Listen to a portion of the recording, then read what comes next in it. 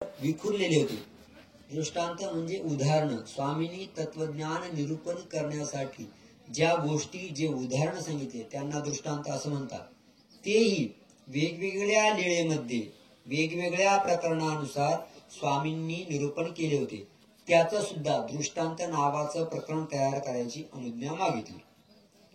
मग केशोबासी अवघे अन्वयो लावणी मागवते भटोबासा ते पुसले. विचारलं, भटो तरी दृष्टांता अन्वयो लावू.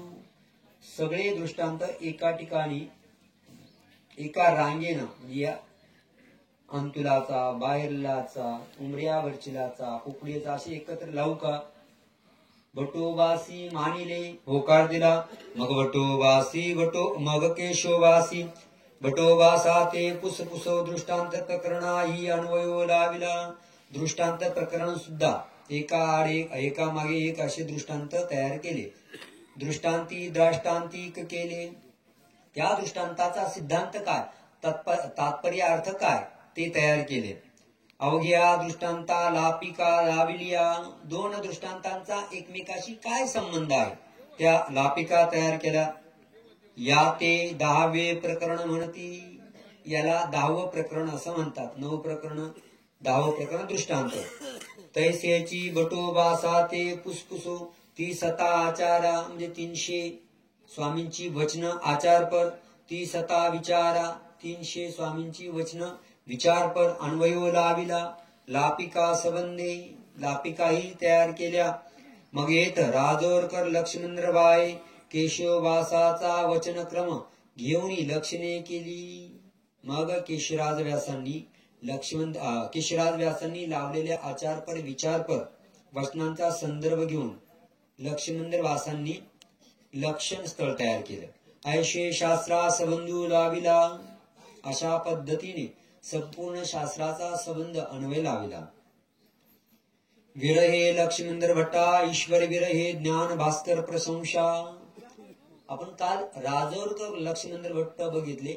आता हे आहे विरहे लक्ष्मणदेवा, ज्यांना श्री प्रभू बाबांनी द्वारका दाखवली होती. एक वेळ विरहे लक्ष्मणदेवा अटना गेले. अटनाला अटन विजन भिक्षा भोजन असे गेले होते. अटनी थोर विरहो भरला. अटनामध्ये देवाच्या वियोगाने त्यांना खूप दुःख दाटून आलं. तेसे हिंडत हिंडत पाथरी समीप बाबुळ गावा आले. ही पाथरी जी आहे तर वसमतच्या जवळ म्हणजे परभणी जिल्ह्यात, परभणी की हिंगोलीमध्ये आहे, तिथे बाबुळ गाव आहे. तिथे आले. तेत विहिरीची रवणीवरी देवळी होती. ती देवळी अंतु बैसोनी ज्ञान भास्कर केले. तिथे विहीर आणि त्या विहीरच्या बाजूला छोटस मोकळं पटांगण अंगण होतं. छोटस देऊळ होतं. त्याच्यात बसून ज्ञान भास्कर नावाचं संस्कृत स्तोत्र श्लोकबद्ध काव्य तयार केलं.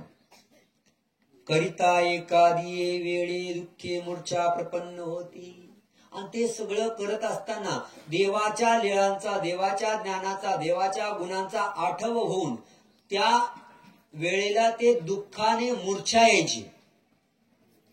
मूर्छा म्हणजे काय? चक्कर यायची, बेशुद्ध पडायची.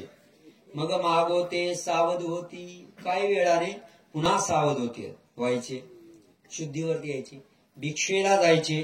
एखादा दिशी तैसेची पडिले असती. कधी कधी अशी वेळ यायची का दिवसभर ते बेशुद्धच पडून राहायचे देवाच्या वियोगामध्ये. मग तेथचा राणा ये. राणा म्हणजे पुजारी यायचा.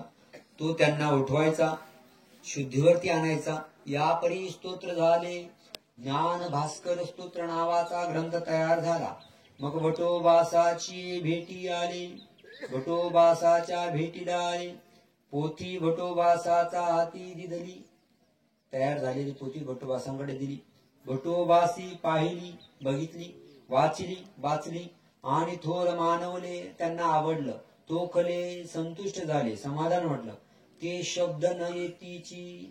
संतुष्ट झाल्यानंतर भट्टोबास नेमके काय म्हणाले ते शब्द मात्र आपल्यापर्यंत येऊ शकलेले नाही. आणि या घटनेमुळे लक्ष्मींदरवासांना विरहे लक्ष्मींदरवा असं म्हटलं जायचं. लक्ष्मण दरवा माय